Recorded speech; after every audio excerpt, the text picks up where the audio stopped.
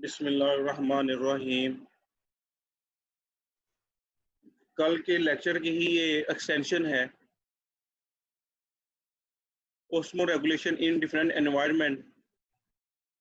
कल हमने marine environment को डिस्कस किया था और फ्रेश वाटर एनवायरनमेंट को, जिसमें हमने उनके मुख्तलिफ स्ट्रेटजीज को देखा था कि किस तरह से मुख्तलिफ एनिमल्स, ख़ास तौर पर जो फिश है, खुद को किस तरह से साल्ट और फ्रेश वाटर एनवायरनमेंट के अंदर अडॉप्ट किए रखे हैं। आज हम देखेंगे कि ड्राई एनवायरनमेंट के अंदर खास तौर पर जो लार्ज एनिमल है वो किस तरह से खुद को अडॉप्ट करते हैं। खुश्की वाले एनवायरनमेंट के अंदर एक सबसे बड़ी प्रॉब्लम होती है कि यहाँ पे एवापोरेटिव लॉस ऑफ वाटर बहुत ज़्यादा होता है, या दूसरी जुबान में इसको हम डिहाइड्रेशन भी कहते हैं।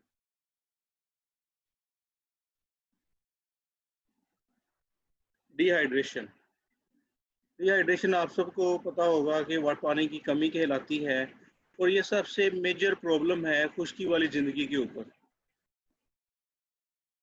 क्योंकि यहाँ पे सनलाइट होती है, टेम्परेचर ज़्यादा होता है, हीट ज़्यादा होने की वजह से एनिमल्स कॉन्स्टेंटली इस चैलेंज के अंदर होता है कि वो खुद को किसी ऐसी पोजीशन में ले जाए या खुद को किसी ऐसी प्लेस पे छुपा ले जहाँ पे सनलाइट कम हो, बॉडी के लिहाज से एक मॉडरेट सा टेम्परेचर हो, डिहाइड्रेशन कम हो। तो हम एनिमल्स की यही स्ट्रेटजी होती है। खुश्की पे ज़मीन के इलाके पे जो अडॉप्टेशन होती हैं, उनमें सबसे पहले जो है वो हम आर्थ्रोपोड्स और वर्टिब्रेट्स को डिस्कस करेंगे। ये सबसे और सक्सेसफुल आर्थ्रोपोड्स और वर्टिब्रेट्स का ही लाइफस्टाइल है खुश्की वाले एनवायरनमेंट के ऊपर,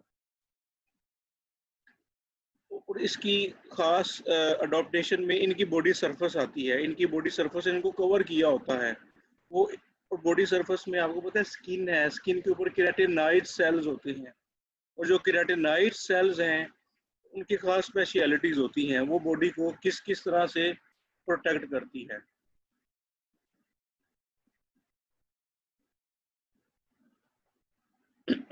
अगर हम इंसेक्ट की बात करें, इंसेक्ट के अंदर एक्सोस्केलेटन होता है जो वैक्सी होता है, उसके ऊपर वैक्स की लेयर्स होती हैं वो, और उसके अलावा वो मल्टी लेयर्ड होते हैं, वो उसको प्रोटेक्ट करते हैं इंसेक्ट्स को। दूसरे एनिमल्स की अगर बात करें, उनके अंदर केराटिनाइज स्किन सेल्स होती हैं, जैसा कि ह्यूमन बींग्स में स्किन केराटिनाइज होती है। केराटिनाइज का जो काम है, ये क्योंकि डेड सेल्स होते हैं, एक तो ये एवापोरेशन को रोकते हैं, बहुत ज़्यादा एवापोरेशन नहीं होती।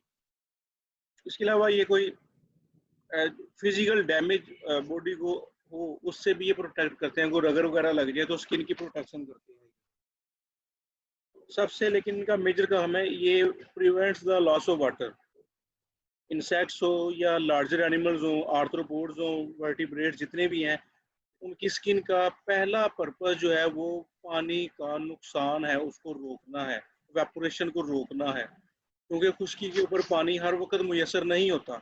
समुंदर में और फ्रेश वाटर में तो वाटर हर वक्त अवेलेबल है लिविंग ऑर्गेनिज्म के लिए, लेकिन ड्राई एनवायरनमेंट में, लैंड के ऊपर, ये बिल्कुल भी पानी हर वक्त मुयसर नहीं होता। तो लिहाजा इसी वजह से पानी के लॉस को रोकना ही एनिमल की बॉडी की अडोप्टेशन का फर्स्ट पर्पस होता है।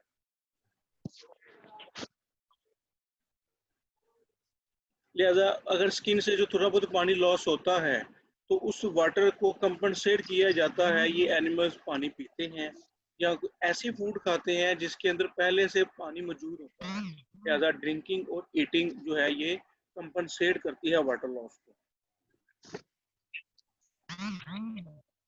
उसके अलावा ये जो एनिमल्स हैं, इनके अंदर कुछ बिहेवियर अडॉप्टेशन भी होती है और मेटाबॉलिक अडॉप्टेशन भी होती हैं। मेटाबॉलिक अडॉप्टेशन जो है वो इट मीन्स के मेटाबॉलिकली ये वाटर को जनरेट करते हैं। मेटाबॉलिकली इस तरह से अडॉप्ट करते हैं कि वाटर लॉस को रोका जाए। मेटाबॉलिज्म के दौरान सेल्स के अंदर जो वाटर प्रोड्यूस होता है, ये उसको रीयूज भी करते हैं, और जो बहुत ही एक्स्ट्रा होता है उसको बॉडी से यूरिनेशन के रास्ते रिलीज किया जाता है या कुछ एवेपोरेटिव लॉस हो जाता है। बिहेवियर अडॉप्टेशन क्या है? बिहेवियर अडॉप्टेशन एनिमल्स किसी ऐसी पोजीशन को या किसी ऐसी लोकेशन को आइडेंटिफाई करता है कि जहाँ पे उसका वेपोरेटिव लॉस कम हो। पोजीशन का मतलब है बॉडी पोजीशन को चेंज करना, यानी कि एक साइड चेंज कर ली दूसरी साइड पे आ गया, या अपनी बॉडी सरफेस को कम करना धूप के अंदर, ठीक है, या अपनी बॉडी सरफेस को फैला देना। तो आपने देखा होगा बहुत से एनिमल्स अपनी बॉडी सरफेस को फैला देते हैं, या कुछ अपनी बॉडी बॉडी सरफेस को कॉन्ट्रैक्ट करते हैं। और सहराओं के अंदर जो टेट्रापोड्स हैं, जो एनिमल्स मूव कर सकते हैं, चार टांगों वाले एनिमल जो हैं, वो शेडोज को ढूंढते हैं या कुछ केव्स बना लेते हैं, कोई गार सी बना लेते हैं उसके अंदर, या बिल बना लेते हैं उनके अंदर छुप जाते हैं। लिहाजा ये बिहेवियर अडॉप्टेशन है, कहीं छुपना, अपने आप को तेज गर्मी से बचाना। लिहाजा एनिमल्स के अंदर मुख्तलिफ किस्म की अडॉप्टेशन हैं, वो अपने बॉडी वाटर को प्रिवेंट करते हैं एवापोरेटिव लॉस से। कुछ सहराई एनिमल जैसा कि कैंगरू रैट, ये काफी अर्से तक पानी पिए बगैर भी जिंदा रह लेता है, सर्वाइव्स विदाउट ड्रिंकिंग वाटर। इसकी वजह क्या है? क्योंकि सहरा में पानी बहुत कम मुयसर होता है, और अपनी ये इस स्ट्रेटजी को इस तरह से अडॉप्ट करते हैं कि ये सहराओं के अंदर कुछ ऐसे सीड्स को आइडेंटिफाई करते हैं जिससे मेटाबॉलिकली वाटर जनरेट हो, जिनके अंदर वाटर की मिकदार कुछ ज़्यादा हो। Feeding on seeds of desert plants containing more carbohydrates, ज़्यादा जिसमें कार्बोहाइड्रेट्स ज़्यादा होंगे, और कार्बोहाइड्रेट्स के मेटाबॉलिज्म में हमें पता है कि वाटर प्रोड्यूस होता है, which produce water of metabolism.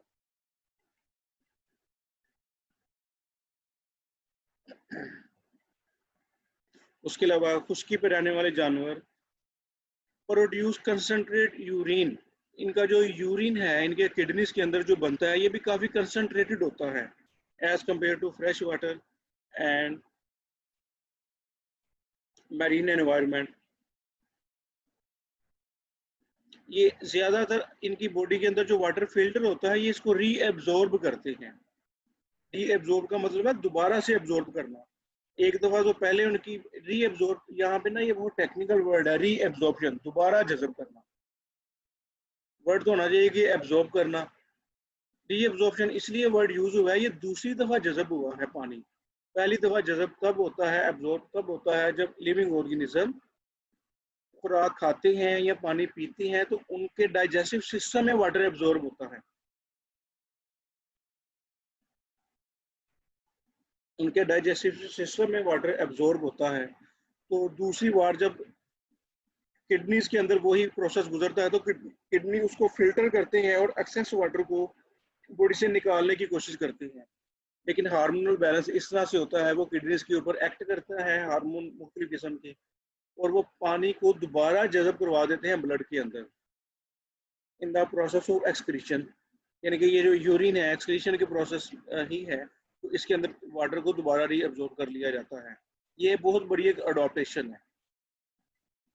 उसके अलावा जो खुश्की के जानवर हैं, वो कुछ हद तक डिहाइड्रेशन को भी बर्दाश्त कर लेते हैं, और ये मुख्तलिफ एनिमल्स के अंदर मुख्तलिफ होती है, and it differs in various animals.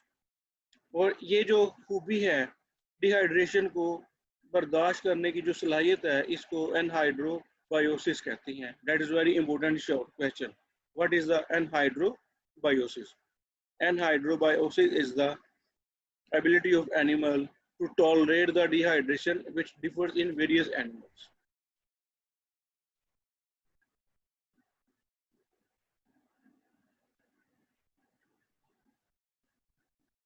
उसके बाद नया टॉपिक स्टार्ट हो रहा है, दैट इज एक्सक्रीशन। एक्सक्रीशन है, इसकी डेफिनेशन ये है कि बॉडी से जो वेस्टफुल मेटाबोलाइट्स हैं, ख़ास तौर पर जो अमाइनो एसिड्स की मेटाबॉलिज्म के दौरान बनने वाले नाइट्रोजनस वेस्ट प्रोडक्ट हैं, उनको बॉडी से निकालना, इस पूरे प्रोसेस को एक्सक्रीशन कहते हैं। और एक्सक्रीशन के प्रोसेस में मल्टीपल ऑर्गन इन्वॉल्व होते हैं। इसमें kidney, urinary bladder, urethra, urinary duct, pelvis और लीवर का प्राइमरी रोल होता है। लीवर जो है ये बॉडी को डिटॉक्सिफाई करता है, और इसके अलावा नाइट्रोजन साइकिल, यूरिया साइकिल, ये तमाम के तमाम रिएक्शंस भी लीवर के अंदर ही कंप्लीट होते हैं। लिहाजा इसकी अगर हम दोबारा डेफिनेशन को देखें तो जितने भी वेस्टफुल मटेरियल्स होंगे, मेटाबोलाइट्स होंगे, यूरिया, क्रिएटिनिन, क्रिएटिन और ख़ासतौर पे नाइट्रोजनस नेचर के दूसरे कोई भी यूरिया, यूरिक एसिड, इन तमाम को बॉडी से निकालने के लिए जो प्रोसेस इस्तेमाल होता है इसको एक्सक्रीशन कहते हैं। और एक और यहाँ पे बात याद रखी जाए, एक्सक्रीशन प्रोसेस के अंदर बॉडी में से नाइट्रोजनस वेस्ट प्रोडक्ट को रिमूव करने के लिए वाटर दरकार होता है। विदाउट वाटर ये पॉसिबल नहीं है कि बॉडी से कोई वेस्ट प्रोडक्ट रिमूव किया जा सके। अगर हम उसकी इन नाइट्रोजन वेस्ट प्रोडक्ट के डिटेल में जाएं कि बॉडी के अंदर जो बहुत से न्यूट्रिएंट्स असेमिलेटेड हुए होते हैं, जो बॉडी के अंदर जमा हुए होते हैं खाना खाने के बाद और मुख्तलिफ मेटाबॉलिज्म के प्रोसेस से, जिसमें खासतौर पे कार्बोहाइड्रेट्स हैं और लाइपर्स हैं, ये कार्बन डाइऑक्साइड और वाटर में मेटाबोलाइज हो जाते हैं। इनमें जितने भी कार्बन के अंदर कार्बन होते हैं, जितने भी कार्बोहाइड्रेट्स के अंदर कार्बन होते हैं और लाइपर्स के अंदर जितने भी एलिफेटिक फैटी एसिड के अंदर जो कार्बन होते हैं वो सब के सब कार्बन डाइऑक्साइड गैस और वाटर के अंदर तब्दील हो जाते हैं। उसके अलावा प्रोटीन्स और न्यूक्लियो प्रोटीन जो हैं, जो कि हम मीट खाते हैं उसके अंदर प्रोटीन है, या एग वगैरह खाते हैं, जितनी भी उसके अंदर प्रोटीन और न्यूक्लियो प्रोटीन है, उसके मेटाबॉलिज्म से वेस्ट नाइट्रोजन रिलीज होती है मुख्तलिफ एनिमल्स के अंदर। ये जो वेस्ट नाइट्रोजन है, अगर ये सेल्स के अंदर ज़्यादा मिकदार के अंदर हो जाए तो इट प्रूव्स वेरी टॉक्सिक, ये बहुत ज़्यादा जहरीली साबित होती है और सेल्स की डेथ का कॉज कर सकती है। लिहाजा ये बहुत ज़रूरी है कि ऐसी नाइट्रोजन को बॉडी से फौरी तौर पे निकाला जाए, इससे छुटकारा हासिल किया जाए। इससे छुटकारा हासिल करने का एक ही तरीकाकार है कि एक्सक्रीशन का सिस्टम होना चाहिए तमाम लिविंग ऑर्गेनिज्म के अंदर। जबकि दूसरी तरफ जो प्लांट्स के अंदर एक्सक्रीशन का मैकेनिज्म है वो काफ़ी डिफरेंट है। अभी हम इसकी एक्सप्लेनेशन कर रहे हैं, अभी हमने कोई मैकेनिज्म स्टार्ट नहीं किया।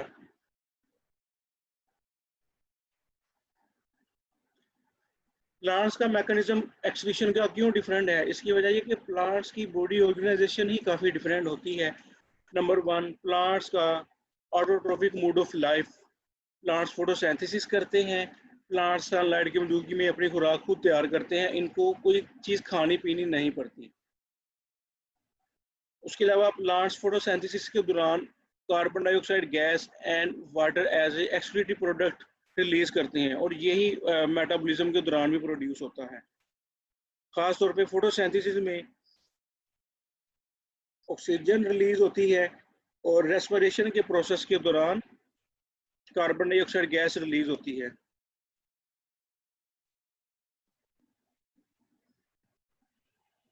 उसके अलावा प्लांट्स के अंदर जो उन्होंने ज़मीन से बहुत से मदनियात को एब्जॉर्ब किया होता है, प्लांट्स के अंदर वो भी काफ़ी ज़्यादा डिपॉजिट हो जाते हैं।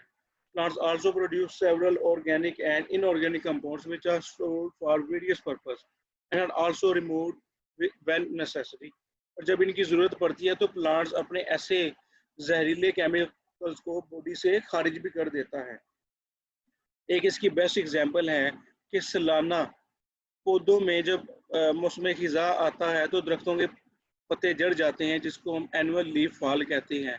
इस एनुअल लीफ फॉल का पर्पज़ एक ये भी होता है कि इसके अंदर जितने भी वेस्टफुल मटेरियल्स होते हैं प्लांट्स अपने लीव्स के अंदर डिपॉजिट कर लेते हैं, और जब लीफ जड़ते हैं तो उनके साथ ही प्लांट्स के ये वेस्टफुल मटेरियल भी रिमूव हो जाते हैं।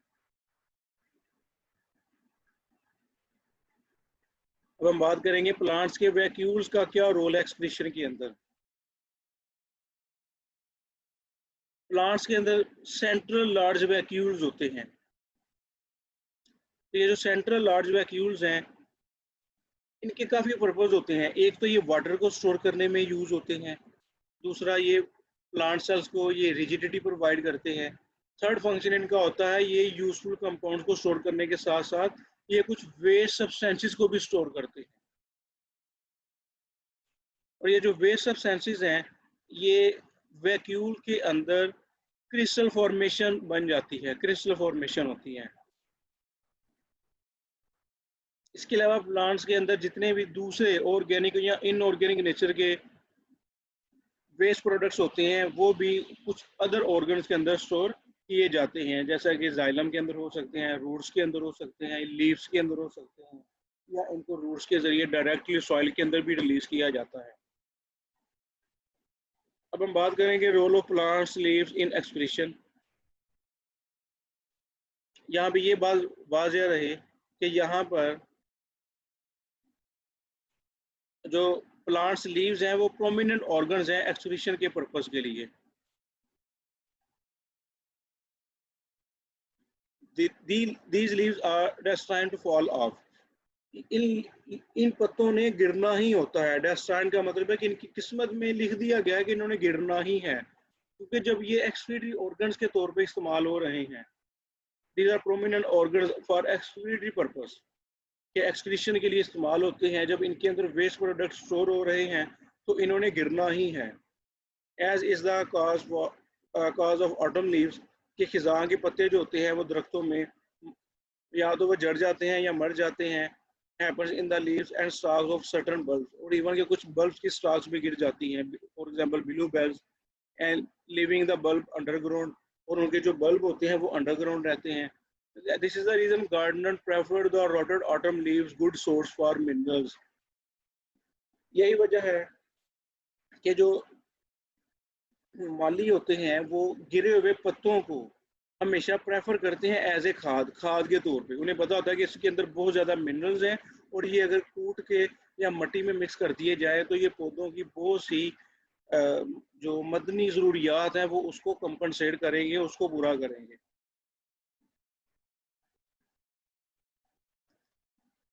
यहाँ पे एक डेफिनेशन बनती है एक्सक्रीटोफोर्स। प्लांट्स की ये प्रॉपर्टी के जिसमें वो सालाना अपने वेस्ट प्रोडक्ट्स को लीव्स के अंदर स्टोर करके उसको बाद में खिजा मौसम खिजा में गिरा देते हैं। तो इसी वजह से प्लांट्स के लीव्स को एक्सक्रीटोफोर्स कहा जाता है।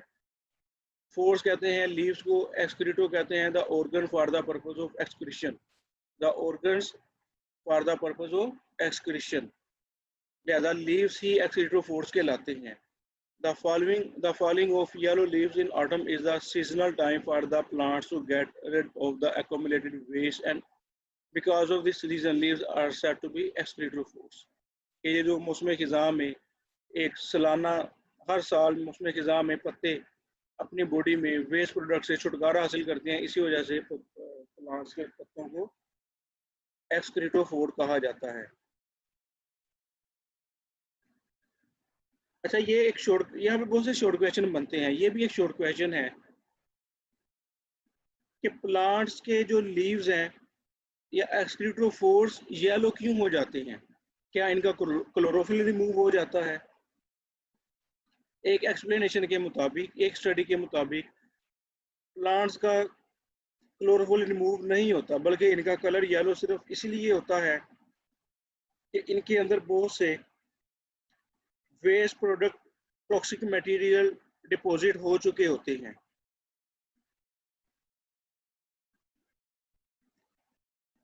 और उन्हीं की वजह से इनका कलर येलो होता है। ये साजिद कुछ लड़के काफ़ी लेट आ रहे हैं, अब तो हाफ लेक्चर गुजर चुका है, अब तो आप लोगों ने कौन सा ट्रेवलिंग करनी होती है, ये आप लोगों को कुछ ख्याल करना चाहिए। ये आप लोगों के ही फ़ायदे की बात है। और ये बात आप लोग एक दफ़ा याद रखना, जो लेक्चर यहाँ पे ऑनलाइन हो जाएंगे रेगुलर क्लासेस के दौरान उनको दोबारा रिपीट नहीं किया जाएगा। हाँ, कोई इक्का दुक्का अगर कोई क्रॉस क्वेश्चनिंग हुई तो वो आप लोगों से ज़रूर डिस्कस की जा सकती है, लेकिन ये फुली फ्लैज लेक्चर्स रिवाइज नहीं किए जाएंगे। अच्छा, आते हैं दोबारा लेक्चर की तरफ। यहाँ पे बात हो रही थी कि जो पत्ते गिरते हैं कि उनका कलर येलो क्यों होता है। उनका कलर येलो सिर्फ इसीलिए होता है कि उनके अंदर टॉक्सिक मटेरियल डिपॉजिट हो चुके होते हैं। हालांकि उनके अंदर क्लोरोफिल होता है, इसका ये हरगिज मतलब नहीं होता कि उनका क्लोरोफिल खत्म हो गया और उनका उन लीव्स का कलर येलो हो गया। According to an explanation, the change in color in these leaves is not due to removal of chlorophyll, as the microscopic examination of autumn leaves shows the leaves are loaded with pigmented compounds prior to falling off. लिहाजा microscopic examination से पता चलता है कि गिरने से पहले इनके अंदर बहुत ज़्यादा क्लोरोफिल मौजूद था, लेकिन बहुत ज़्यादा जो टॉक्सिक मटेरियल जैसा कि हैवी मेटल्स इनके अंदर जो डिपॉजिट होती हैं, इसी वजह से ऐसे लीव्स का कलर येलो हो जाता है।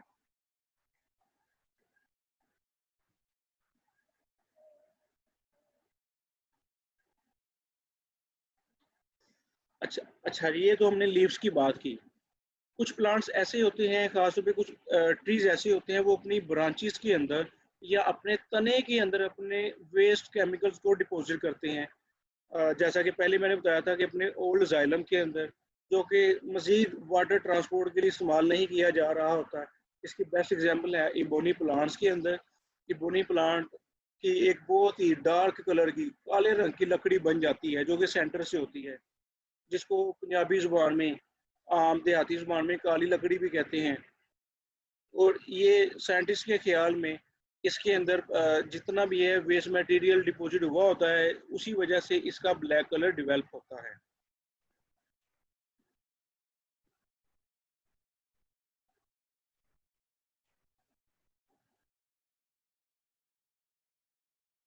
उसके अलावा कुछ प्लांट्स ऐसे हैं, वो एक्टिवली एनर्जी को इस्तेमाल करते हुए अपने सेल से, सॉइल रूट सेल से सॉइल्स के अंदर अपने वेस्ट प्रोडक्ट को सेक्रीट कर देते हैं। और एक तो ये वेस्ट प्रोडक्ट को सेक्रीट करते हैं, दूसरा इसको ये एज ए केमिकल वेपन्स भी इस्तेमाल करते हैं कि उनके सराउंडिंग में कोई दूसरा पौधा ग्रो ना कर सके, कि कोई भी छोटी मोटी जड़ी बूटी या कोई और दूसरा पौधा जो कि उनके कंपटीशन में आए, वो उसको ग्रो करने से रोकते हैं। ऐसी एग्जांपल है कोनिफर प्लांट्स। कोनिफर ट्रीज हैं, ये अपने एनवायरनमेंट के अंदर केमिकल रिलीज करते हैं और किसी दूसरी स्पीशीज के प्लांट्स को अपने सराउंडिंग एनवायरनमेंट के अंदर ग्रो करने से रोकते हैं।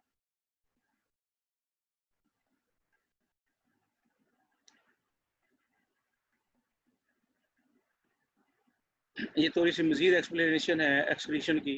Keeping in view the definition of excretion, जैसा कि भी हम इसको डिस्कस कर सके हैं, that is the elimination of waste metabolites.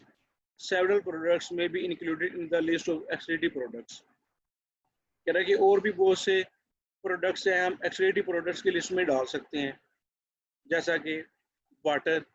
हमने ओस्मो रेगुलेशन के दौरान देखा था कि हाइपो ओस्मोटिक इन्वायरमेंट के अंदर, जहाँ पे फ्रेश वाटर में वाटर हमेशा ही एक्सेस में होता है, बॉडी सेल्स के अंदर फ्लडिंग होती है, तो इसको भी हम एक्सक्रीटिव प्रोडक्ट की लिस्ट में रख सकते हैं। इसी तरह मैरीन एनवायरनमेंट के अंदर हाइपोटोनिक एनवायरनमेंट, मैरीन एनवायरनमेंट के अंदर साल्ट जो हैं, इनको भी हम एक्सक्रीटिव प्रोडक्ट्स की लिस्ट में इंक्लूड कर सकते हैं।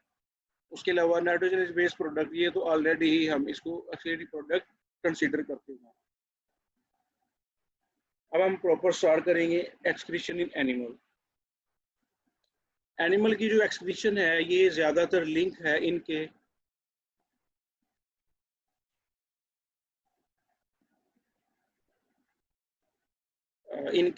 डी अमाइनेशन प्रोसेस से। एनिमल जितनी भी प्रोटीन खाते हैं, उस प्रोटीन के अंदर एक साइड अमाइनो ग्रुप होता है। उस प्रोटीन में हर अमाइनो एसिड के साथ एक साइड अमाइनो ग्रुप होता है।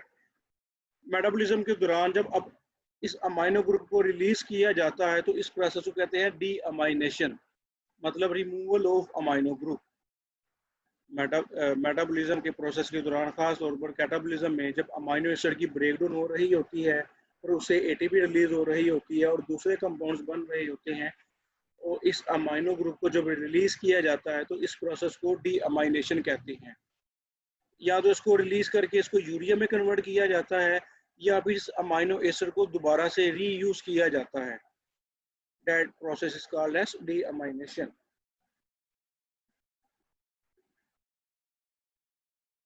Mostly amino group not reuse for recycling of amino acid. ज़्यादातर ये अमाइनो एसिड्स को रिसाइकलिंग के लिए इस्तेमाल नहीं होता, ये किसी दूसरे कंपाउंड्स के साथ जरूर अटैच किया जा सकता है। और ख़ास तौर पे जो अमाइनो एसिड्स हैं, जो अमाइनो ग्रुप है, वाटर में डिजॉल्व हो जाए, उसको फिर लाजमी तौर पे बॉडी से रिलीज करना होता है। अगर ये अमाइनो ग्रुप वाटर में डिजोल्व ना हो, किसी और ऑर्गेनिक कंपाउंड के साथ अटैच हो, तो फिर इसको किसी और कंपाउंड्स की कन्वर्शन के लिए इस्तेमाल किया जा सकता है। लेकिन अगर ये अमाइनो ग्रुप वाटर के अंदर डिजोल्व हो जाए तो फिर इसने लाजमी तौर पर बॉडी से रिलीज होना है, क्योंकि वाटर के अंदर high level of amino group that is in the form of ammonia that is very toxic. Amino group हमेशा पानी के अंदर अमोनिया की शक्ल में होगा, NH3 की शक्ल में।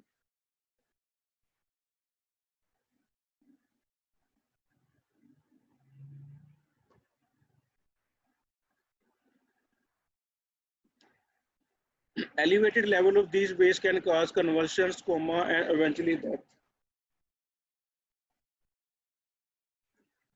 अगर इस अमाइनो ग्रुप का बॉडी प्लाज्मा के अंदर, खून के अंदर इसका लेवल ज़्यादा हो जाए तो इसका हमेशा ज़्यादा लेवल बॉडी के अंदर मुख्तलिफ चेंजेस पैदा करेगा। ख़ास तौर पे अगर ये ब्रेन के अंदर डिपॉजिट हो जाए तो इंसान को कन्वर्शन, मिर्गी के दौरे की तरह के झटके लग सकते हैं, कोमा में जा सकता है।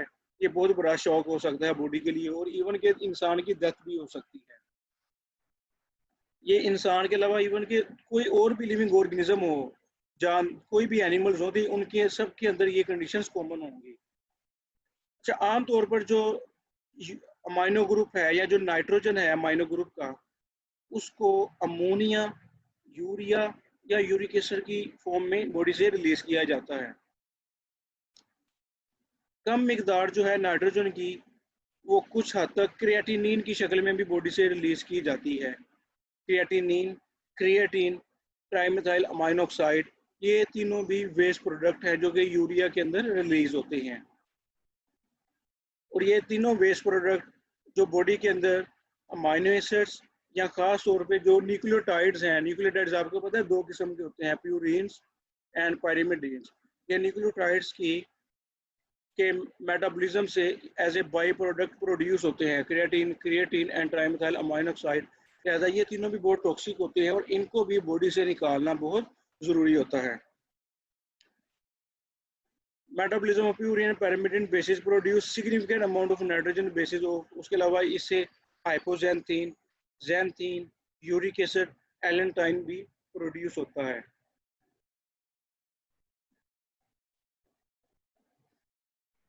ये एक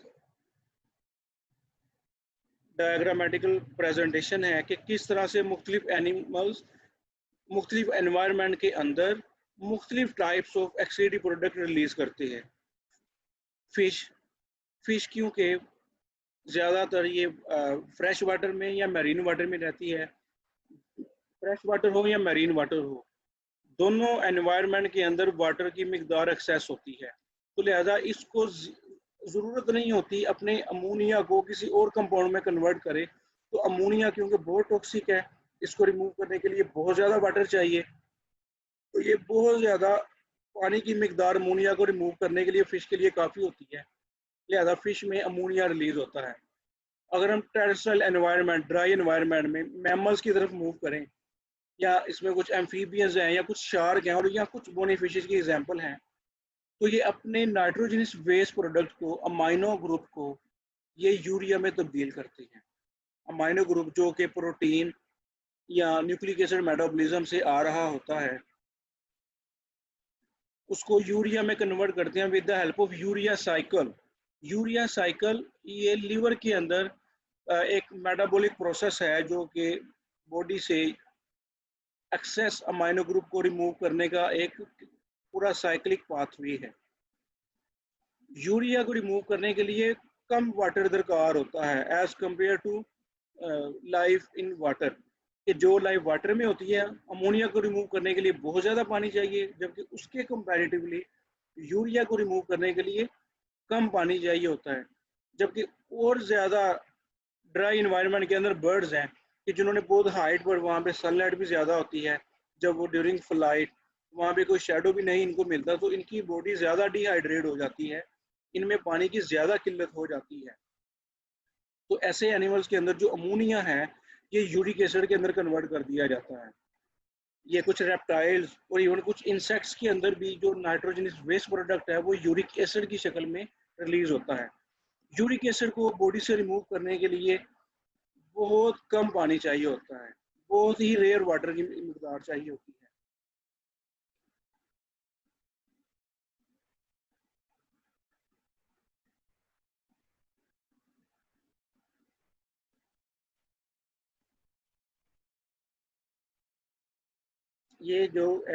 ये पैराग्राफ है, ये भी हम जो गुज़श्ता स्लाइड के ऊपर पिक्चर थी ये हम उसमें डिस्कस कर रहे हैं, लेकिन यहाँ पे हम ये डिस्कस करें कि अमोनिया को फ्रेश वाटर या मैरीन एनवायरनमेंट के अंदर जो अमोनिया बॉडी के अंदर वेस्ट प्रोडक्ट बनता है उसको रिमूव करने के लिए 500 ml वाटर दरकार होता है।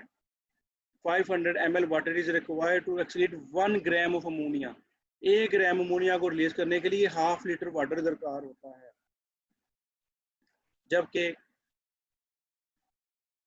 यूरिया उसके comparatively urea 1 gram of urea को रिमूव करने के लिए बॉडी को सिर्फ 50 ml वाटर की जरूरत होती है, जबकि जो थर्ड ऑप्शन थी यूरिक एसिड को बॉडी से रिमूव करने के लिए सिर्फ और सिर्फ 1 ml वाटर दरकार होता है।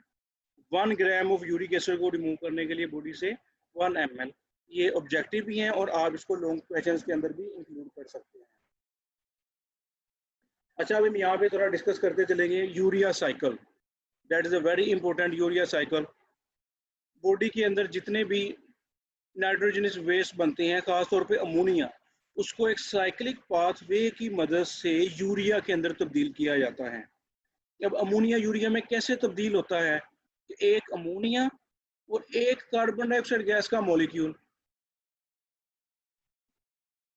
एक अमोनिया और एक कार्बन डाइऑक्साइड का गैस का मॉलिक्यूल लिवर सेल्स के अंदर पहले से मौजूद एक कंपाउंड होता है जिसको हम कहते हैं ornithine. Ornithine, ammonia, carbon dioxide gas molecule plus ornithine, ये तीनों आपस में मिलके एक नया कंपाउंड बनाते हैं जिसको हम कहते हैं सिट्रोलीन। अब सिट्रोलीन के अंदर एक कार्बन डाइऑक्साइड गैस और एक अमोनिया ऐड हो चुका है। अब सिट्रोलीन मजीद एक और अमोनिया के साथ इंटरेक्ट करता है, एक और अमोनिया का मॉलिक्यूल सिट्रोलीन के साथ इंटरेक्ट करता है, तो ये बन जाता है ऑर्जिनोसक्सीनेट। ऑर्जिनोसक्सीनेट। अगर हम यूरिया का फॉर्मूला देखें तो इसके पास C double bond O, carbonyl carbon, carbonyl carbon के साथ 2 अमाइनो ग्रुप अटैच होते हैं, amino group 1 and amino group 2। यही वजह है कि यूरिया साइकिल में 2 अमोनिया के मॉलिक्यूल ऐड होते हैं लिवर सेल्स के अंदर। एक अमोनिया का मॉलिक्यूल यूरिया का एक अमाइनो ग्रुप प्रोड्यूस करता है और दूसरा अमोनिया का मॉलिक्यूल यूरिया का दूसरा अमाइनो ग्रुप प्रोड्यूस करता है। लिहाजा जब दूसरा अमोनिया का मॉलिक्यूल सिट्रोलीन के साथ आके इंटरेक्ट करता है तो ये अमोनिया लेके आता है second nitrogen of urea molecule. Urea molecule को दूसरा नाइट्रोजन अमोनिया से मिलता है। लिहाजा सिट्रोलीन और अमोनिया के इंटरेक्शन से प्रोड्यूस होता है आर्जिनोसक्सीनेट, और आर्जिनोसक्सीनेट एंजाइमेटिकली कन्वर्ट हो जाता है आर्जिनिन, और आर्जिनिन जो है इसके ऊपर एक और एंजाइम इंटरेक्ट करता है आर्जिनेज। आर्जिनेज एंजाइम आर्जिनिन की ब्रेक डाउन करता है। ये कैटाबोलिक रिएक्शन है। आर्जिनिन की ब्रेक डाउन से 2 मॉलिक्यूल प्रोड्यूस होते हैं, एक यूरिया और दूसरा ऑर्निथीन। ऑर्निथीन एक तरह से रीजनरेट होता है, ये रिसाइकल होता है, ये बार बार यूरिया साइकिल के अंदर इस्तेमाल होता रहेगा। ये जितने भी रिएक्शंस हैं ये सारे एंजाइमेटिकली कंट्रोल हैं। यहाँ पर भी एंजाइम इंटरेक्ट कर रहे हैं, यहाँ पर भी और यहाँ पर भी, और यहाँ पर मल्टीपल एंजाइम्स इंटरेक्ट करते हैं। ये कैस्केड्स ऑफ रिएक्शन चलते हैं। ये एक बहुत ही ब्रीफ समरी प्रोवाइड की गई है आपकी क्लास में कि ये आपने इसी को याद करना है, इसी डिटेल में आपने लिखना है। ये लॉन्ग क्वेश्चन है। Define and explain the urea cycle, इसकी आपने डेफिनेशन भी लिखनी है और इसको एक्सप्लेन भी करना है with the help of this flow sheet diagram. ये तकरीबन हर साल इसका चांस होता है बोर्ड एग्जाम के अंदर ये क्वेश्चन आ सकता है। Very very important question is the urea cycle. Any question regarding the today lecture?